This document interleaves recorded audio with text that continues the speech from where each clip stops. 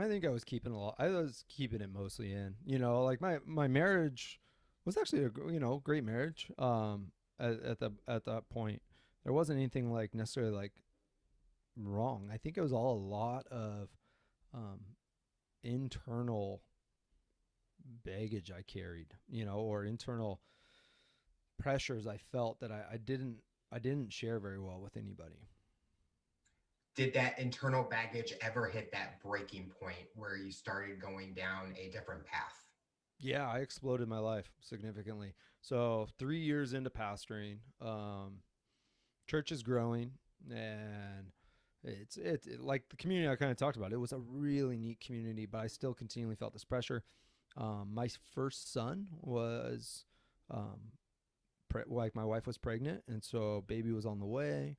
So there was kind of this added like, holy cow, I'm going to be a dad. I'm a pastor. I got all this going, and our church ended up financially. I had to step and take a second job on to kind of help cover some of the expenses, and so started working a second job, and in that process, met somebody and ended up having an affair.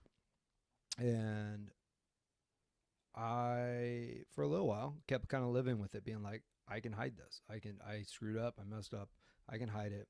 And so kept going about my business, still pastoring, still functioning, and just broken. I mean, like the way I look at it, it's like everybody has those things that they say, I will never do this.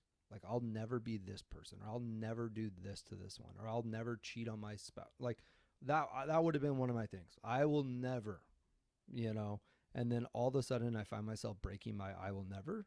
Um, I got pretty much lost where I was like, I don't even know who I am. So I ended up, I came home one day and kind of just shared everything with my wife and said, this is what happened and this is what I did. She left.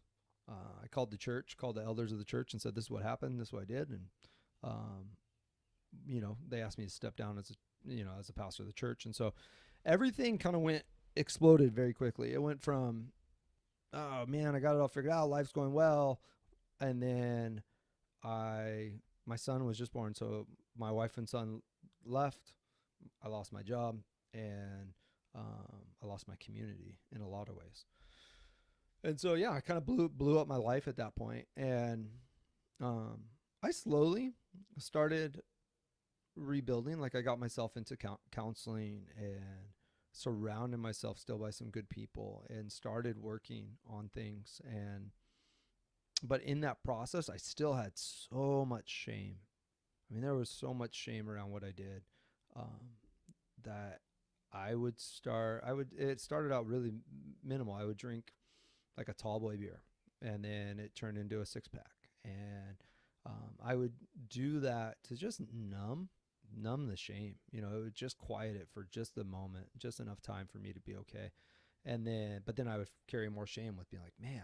And so I found myself drinking, um, to numb out the shame, and continued doing that and hiding that, for quite a while. And at the same time, on the other side of that, I was, putting the effort in, working hard again, trying to make my marriage work.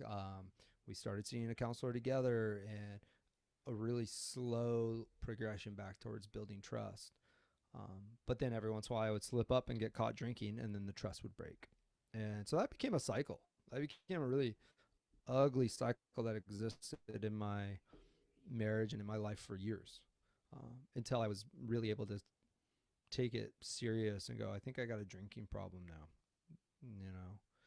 And that was hard. That was another piece. That was a really hard thing for me to accept and admit because, um, like I said, the church, I grew up in the church, and you don't have struggles, you don't have problems, you don't have issues. And if you do, you're broken somehow.